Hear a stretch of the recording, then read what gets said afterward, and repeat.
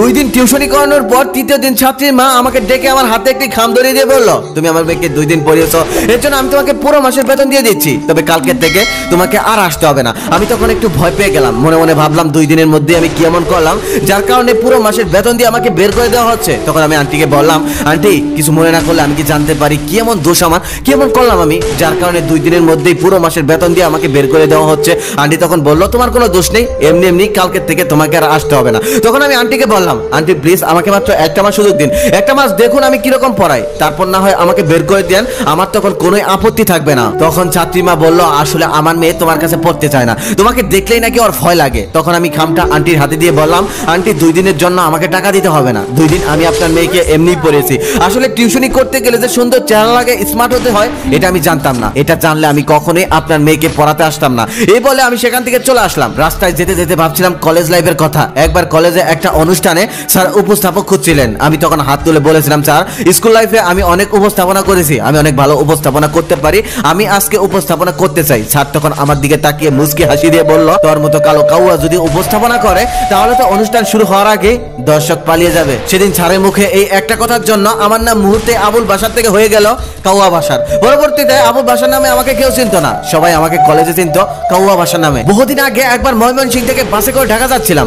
আমার পাশে বসেছিল এক সুন্দরী মেয়ে। আমি যখন এই সিটে বসতে লাগলাম তখনই মেয়েটা তার ওড়না দিয়ে নাক ছাপিয়ে ধরলো। কিছু দূর যাওয়ার পর সে কন্ট্রাক্টরকে ডাক দিয়ে বলল, ভাই আমাকে এই সিটটা পাল্টে দিন। ঠিক তখন এই কন্ট্রাক্টর আমার দিকে তাকিয়ে চোখ গরম করে বলল, ম্যাডাম এই ছেলেটাকে আপনার সাথে কোনো বেয়াদবি করেছে নাকি? করলে বলেন এখনই ওকে গাড় ধাক্কা দিয়ে বাস থেকে নামিয়ে দেয়। তখন সবাই আমার দিকে তাকিয়ে রইল। কন্ট্রাক্টরের মুখে এমন কথা শুনে একজন তো চিৎকার করে বলে উঠলো, অবশ্যই করেছে, না করলে কি মেয়েটা সিট পরিবর্তন করতে চায়? এক মহিলা তখন বলতেছে, চেহারা দেখেই তো লম্পটের মতো লাগে। এইসব অসভ্য কুলাঙ্গারের জন্য আজকাল মেয়েরা রাস্তাঘাটে ঠিক মতো বের হতে পারে না। এমন অবস্থা এক পর্যায়ে হয়ে গেল যেন বাসের সবাই ধরে এখন আমাকে মারবে। তারপর সবাইকে কোন রকম থামিয়ে সেই মেয়েটাকে জিজ্ঞেস করলাম, আপু সত্যি করে বলুন তো আপনি আমার বোনের মতো, আমি কি আপনার সাথে কোনো নোংরামি করেছি?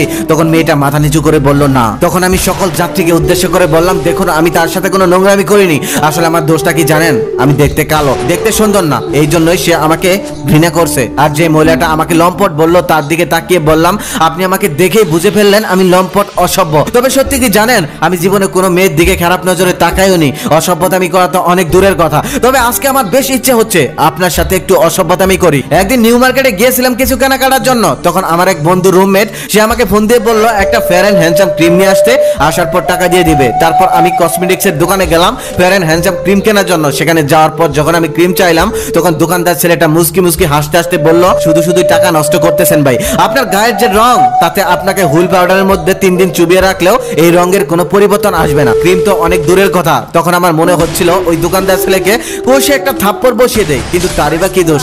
আমার গায়ের রং তো কালো, এর জন্য দোষ তো আমার বাবা মা, যে তারা কালো একটা ছেলে জন্ম দিয়েছে। তারপর মাকে ফোন করে বললাম, মা শুনেছি বাবা মা যদি কোনো পাপ করে সেই পাপের প্রভাব নাকি কিছুটা সন্তানের উপরে পড়ে, আচ্ছা তোমরা কি কোনো পাপ করেছিলে যার জন্য আমার গায়ের রং এবং কালো কুচকুচে হয়েছে? মা তখন কাঁদতে কাঁদতে বলল, তুই আবার সেই কালো রঙের জন্য মন খারাপ করেছিস? তুই কালো হয়েছিস তাতে কি হয়েছে, তুই তো আমার সোনা টুকরা ছেলে। আমি বুঝতে পারলাম মা আমার কথা শুনে কষ্ট পেয়েছে, তাই কান্না করতেছে। তাই মাকে হাসানোর জন্য বললাম, দেখছো তুমি আমাকে ভালোবাসো না, যদি ভালোবাসতে তাহলে সোনার টুকরা নয় হীরার টুকরা বলতে। তখন মা হাসতে হাসতে বলল, তুই শুধু আমার হীরার টুকরা না, তুই আমার কোহিনূর হীরার টুকরা ছেলে। সবাই আমাকে কালো বলে দূরে সরিয়ে দিলেও আমার বাবা মা কখনোই আমাকে কালো বলে দূরে সরিয়ে দেয়নি, বরং তাদের দোয়া সবসময় আমার সাথে ছিল, যার জন্য আমি ভালো একটা চাকরি পেয়ে গেলাম। চাকরি পাওয়ার পর শুরু হলো আরেক অশান্তি। বাবা মা বলল আমার বিয়ে করতে হবে। তারপর এক পর্যায়ে না পেরে আমি রাজি হয়ে গেলাম, তবে একটা শর্ত দিলাম, শর্ত হচ্ছে আমি কিন্তু কখনোই কালো মেয়ে ছাড়া অন্য কোনো মেয়ে বিয়ে করব না। আমি যাকে বিয়ে করব তার কালারও দেখতে আমার মতোই হতে হবে। তার কিছুদিন পর মা একটা মেয়ে ঠিক করলো, সেটা দেখতে যেতে হবে।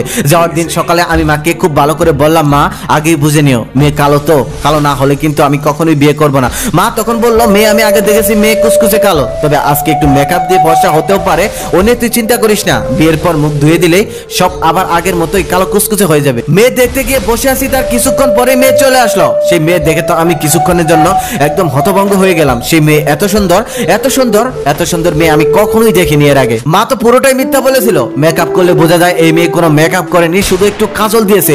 এই মেয়ের গায়ের রং একদম দুধে আলতা। তারপর আমি মাকে ইশারা দিয়ে একটু পাশে নিয়ে গেলাম, গিয়ে বললাম, মা তুমি আমার কাছে মিথ্যা বললে কেন? এই মেয়ে তো কোনো মেকআপ করেনি, এই মেয়ে তো দেখতে পরীর মতো সুন্দর, এত সুন্দর মেয়ে আমি কখনোই বিয়ে করবো না। মা তখন মন খারাপ করে বলল, বাবা তুই কালো হয়েছিস বলে কি সুন্দর একটা মেয়েকেও বিয়ে করতে পারবি না? তখন আমি মাকে বললাম, মা দেখো একটা সুন্দর মেয়ে অনেক স্বপ্ন থাকে, তার স্বপ্ন থাকে অনেক সুন্দর একটা হাজবেন্ড হবে, এখন তার যদি আমার সাথে বিয়ে হয় তার স্বপ্ন ভেঙে যাবে, সে আমাকে নিয়ে ঘুরতে যেতে পারবে না, বান্ধবীদের সাথে আমাকে পরিচয় করে দিতে পারবে না, একসাথে আমার সাথে চলতে পারবে না। মা দেখো, কখনোই সুন্দরী মেয়েরা মন থেকে কালো ছেলেকে পছন্দ করে না।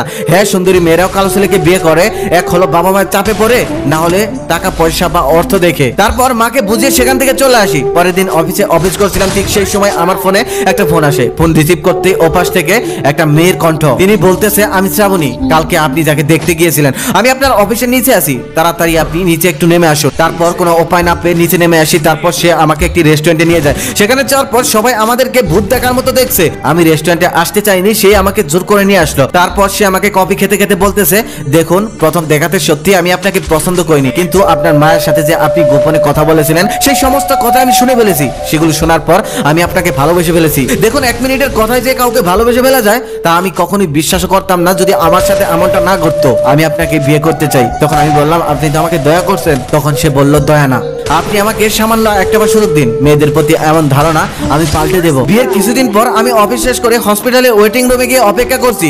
ঠিক সেই সময় দেখলাম আমার সেই ছাত্রী আর ছাত্রীর মা হসপিটালে এসেছেন। আমি তখন আন্টিকে সালাম দিয়ে বললাম, আন্টি, আপনি আমাকে চিনেছেন? আমি সেই যে আপনার মেয়েকে পড়াতে গিয়েছিলাম আর 2 দিন পড়ানোর পর আপনি আমাকে চলে আসতে বলেছিলেন। তখন সে বলল, হ্যাঁ চিনেছি, কেমন আছো? ঠিক সেই সময় আমার স্ত্রী শ্রাবণী এসে বলল, সরি, আজকে অনেক রোগী ছিল তাই একটু দেরি হয়ে গেল। তখন আমি শ্রাবণীকে বললাম, শ্রাবণী, উনি হলো আমার আন্টি, ওনার মেয়েকে আমি টিউশন করিয়েছিলাম। আর আন্টিকে বললাম, আন্টি, ও হলো আমার স্ত্রী শ্রাবণী। শ্রাবণী তখন বলল, আন্টিকে তো আমি আগের থেকে চিনি, ওনার মেয়েকে আমি ট্রিটমেন্ট করছি। আমি তখন শ্রাবণীকে বললাম, কি হয়েছে ওর? শ্রাবণী তখন বলল, এক টিচারের সাথে অন্য কি শারীরিক সম্পর্ক ছিল, যার কারণে একবার প্রেগনেন্ট হয়ে যায়, তারপর অ্যাবর্শন করিয়েছিল, এখন বিয়ে দিয়েছে, কিন্তু এখন আর বাচ্চা হচ্ছে না, তাই আমার কাছে ট্রিটমেন্ট করছে। আর হ্যাঁ, ভালো কথা, ওই টিচার আবার তুমিই নও তো? আমি তখন রেগে গিয়ে বললাম, আরে আমি কালো বলেই তো 2 দিনের মাথায় আমাকে বের করে দিল, তারপর হয়তো স্মার্ট দেখতে অনেক সুন্দর টিচার এনেছিল। তখন আমার মন খারাপ দেখে শ্রাবণী আমাকে বলল, নীল শার্টে আজকে তোমাকে অনেক সুন্দর লাগছে। তখন আমি বললাম, সুন্দর না ছাই, একদম কাকের মতো লাগছে। শ্রাবণী তখন রাগ করে আমার হাতটা ছেড়ে দিয়ে একটু আগে যেতে লাগলো আর বলতে লাগলো, যে ছেলে নিজেকেই সম্মান করতে পারে না তাকে অন্য মানুষ কি করে সম্মান করবে। আমি তখন ওর পিছে পিছে যাচ্ছি আর মনে মনে ভাবছি, কালো কলঙ্কের দাগ হলেও মাঝে মাঝে কালোকে ছাড়া সাদাকে অসম্পূর্ণ লাগে। এই কথাটা সুন্দরভাবে মনে রাখবেন। নিজের গায়ের রং নিয়ে কখনোই নিজে অবহেলা করবেন না। যদি কোনো মানুষ আপনাকে পাত্তা না দেয়, তাদের থেকে দূরে থাকুন। তবে মহান আল্লাহ তাআলা আপনাকে সব দিক দিয়ে ঠকাবে না। আপনার কাছের মানুষগুলো ঠিকই আপনাকে আপন করে নিবে। আর এইটা সবসময় মনে রাখবেন, আমি আমার মতো, অন্য কারো মতো না।